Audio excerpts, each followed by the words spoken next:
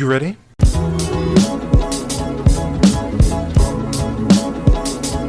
You're listening to the Real Pineapple Podcast Network.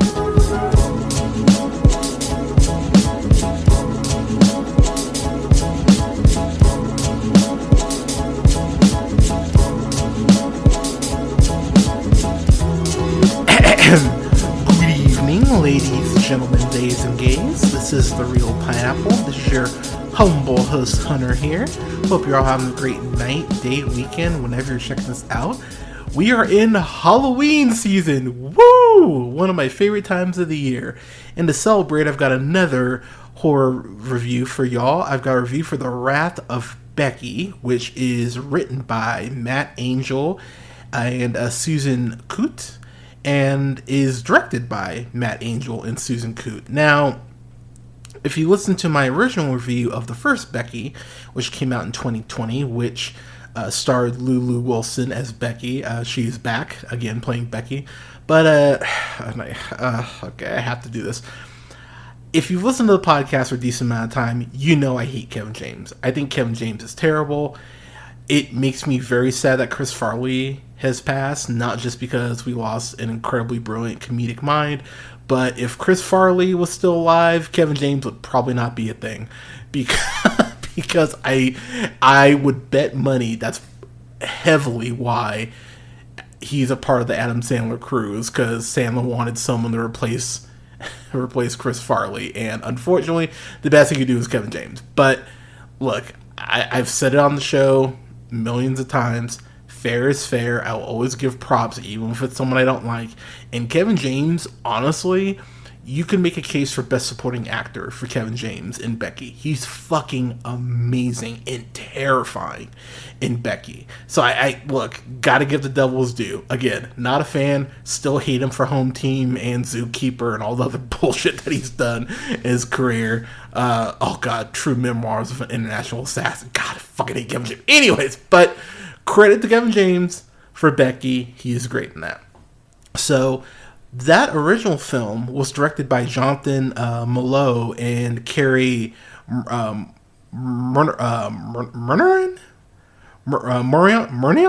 is what I'll go with.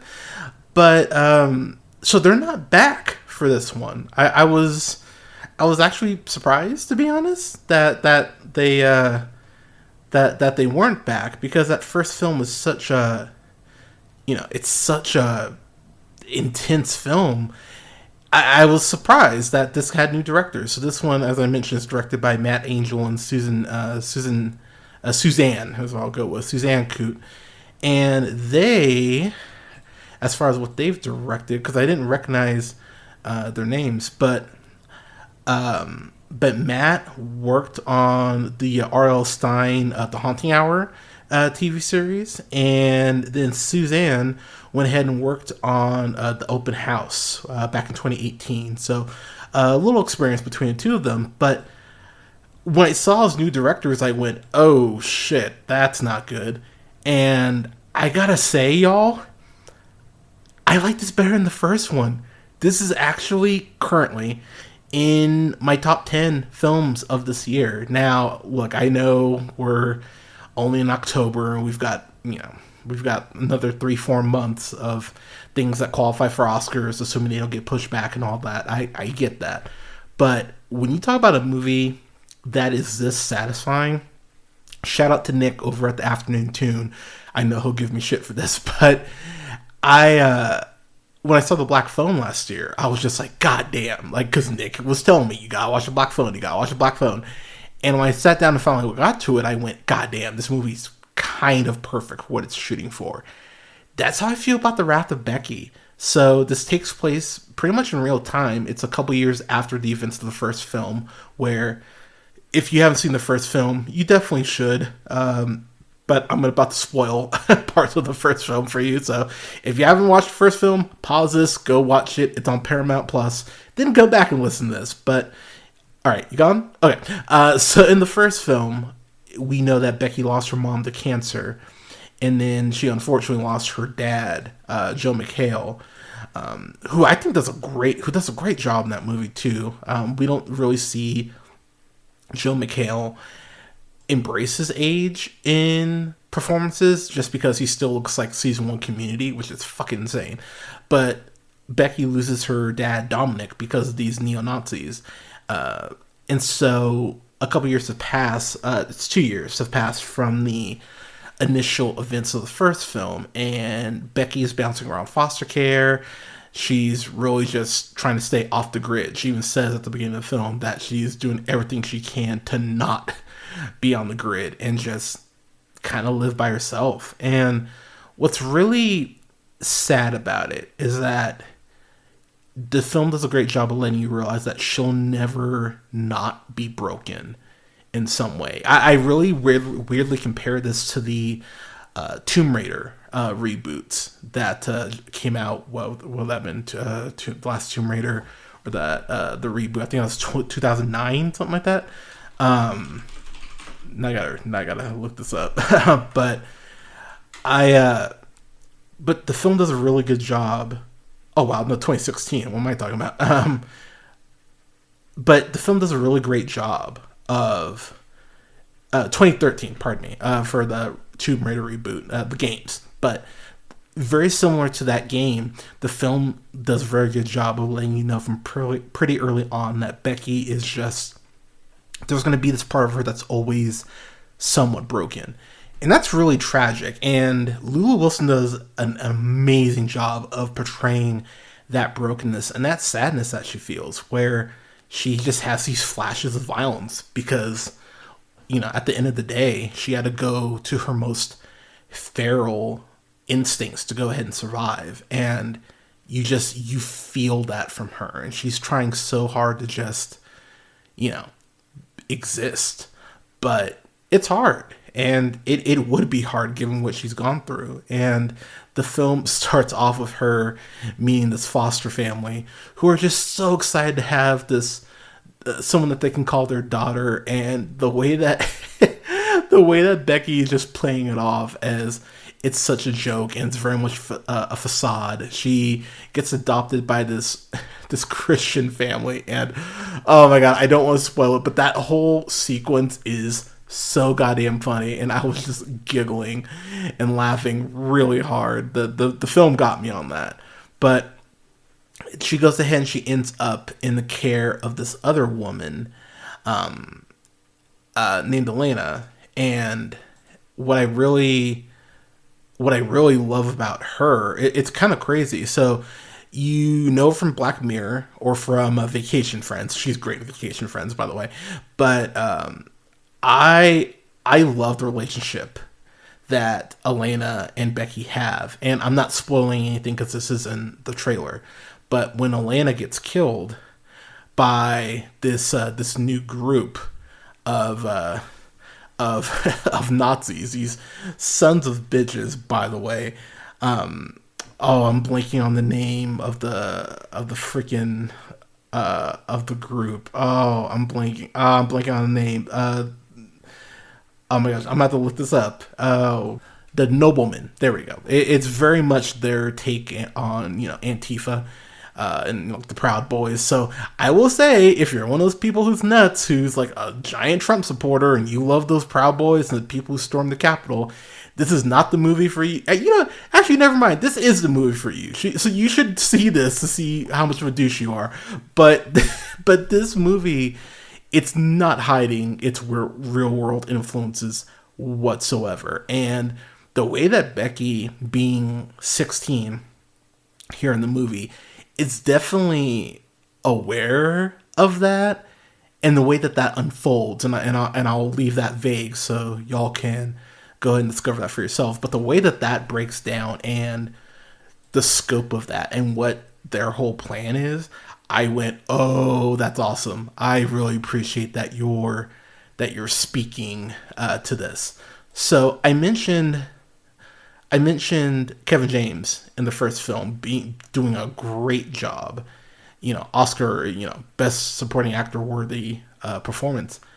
I have to say the same thing about Daryl, who's played by Seann William Scott. You know Seann William Scott, of course, from the American Pie movies, Lethal Weapon, Southland Tales. But the rundown. But of course, you know him from Goon and Goon: Last of the Enforcers, which if you have not seen the Goon films, you need to watch them because they are fucking wonderful. And Sean William Scott's always been one of those dudes. By the way, he is my pick for Booster Gold. DC, James Gunn, get on that shit. You're welcome. He'd be a great Booster Gold. He's terrifying in this movie. He actually scared me at multiple points in this movie.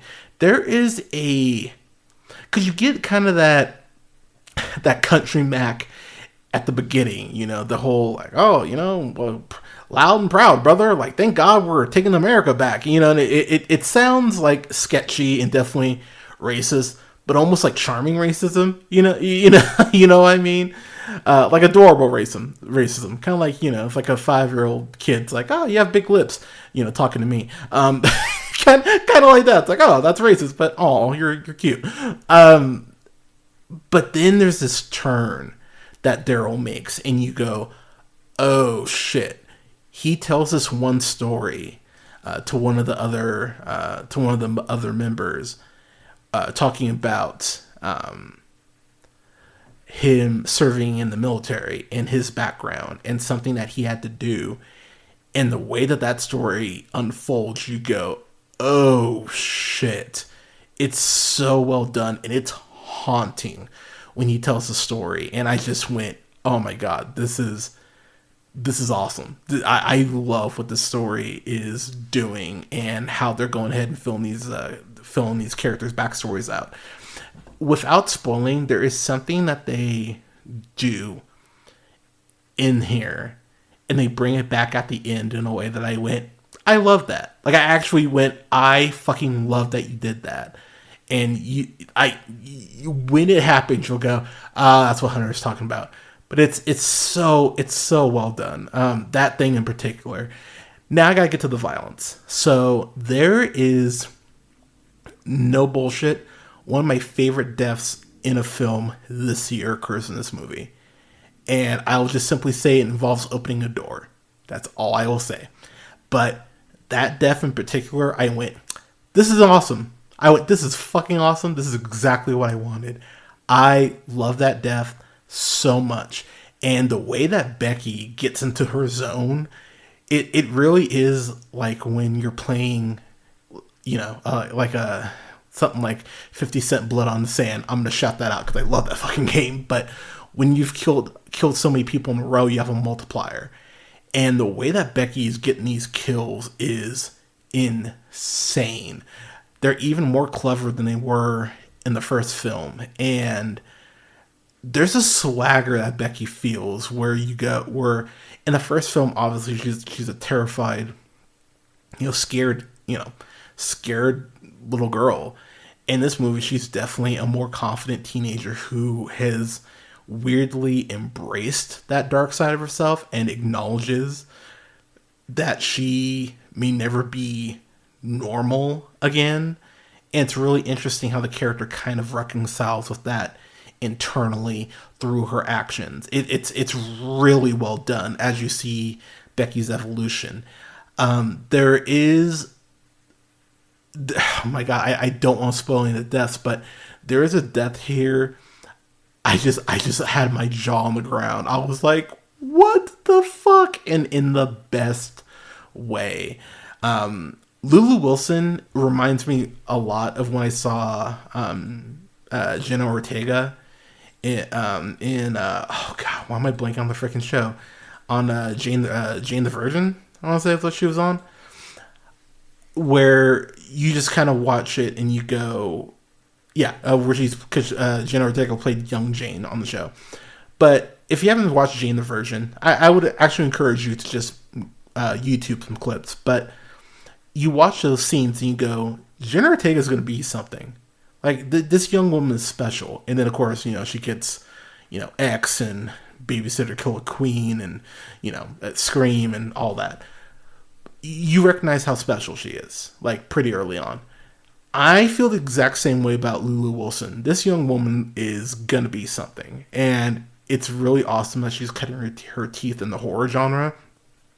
There's a couple deaths in here that I just went, I'm so happy that this is happening in this way. I'm gonna say something that might be a bit of a hot take. I liked several of the every kill in here. I would actually equate to kills in the last John Wick. I was so happy with every kill in this movie and the way it was executed. I love this. And where this movie ends off, in particular, I went, okay. I went, yep, love that. Love what you're doing. Do this. Do more of this. I love every kill in this movie. And without spoiling it either, the first conversation on the phone, very similar to Kevin James and Kevin James's character and Becky in the first film. The first conversation between Becky and Daryl on the phone in this movie is fantastic. It is actual perfection. It really reminded me of Denzel and John Travolta in the Taking of Pelham 123, where all those phone conversations just hit in a way that you go, this is elevating the fucking movie. It's exactly how I felt about all the conversations between Becky and Daryl in this movie. I watched this. I went on a walk, and I came back and watched a couple clips just to make sure I liked it as much as I did. And yeah, it's currently in my top 10 films of this year. I love this movie. I can't give it anything less than a fan-fucking-tastic. I thought this movie fucking ruled, and Lulu Wilson, a tip of the cap.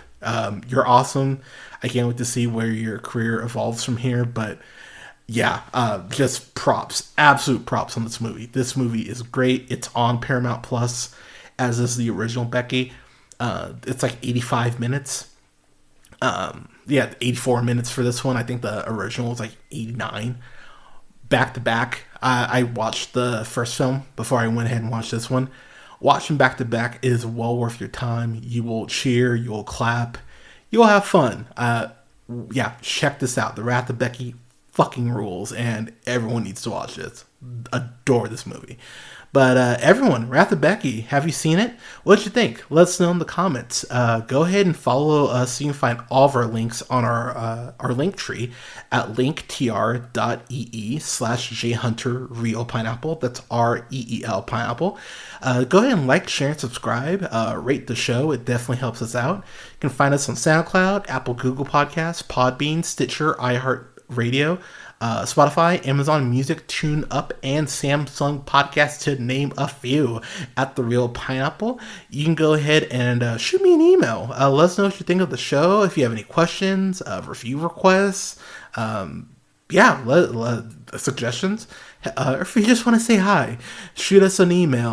You can shoot me an email at jhunter@therealpineapple.com. You can follow me on TikTok at jhunterrealpineapple, and you can follow me on Letterboxd at Black Shazam. Don't forget to like both our pages on Facebook at The Real Pineapple and Real Pineapple Games. And you can follow me on Twitch at twitch.tv/jhunterrealpineapple. Thank you so much for listening, everyone. We're going to have more Halloween reviews up for you in the month of October, including all the reviews for the Scream saga so far, as well as a review for The Birds, The Invisible Man, what else? Ready or Not, Fresh, to name a few others. So yeah, we're gonna have quite a few Halloween reviews for y'all. But everyone, thank you so much for listening. Stay safe out there. Take care of each other. Go get your booster, or if you haven't gotten vaccinated, go get vaccinated. We're heading into winter months. Want y'all to be safe, and get your flu shot. I didn't get my flu shot last year, and that really sucked. I paid for it dearly. So get your flu shot as well. And don't forget, everyone, to keep it real.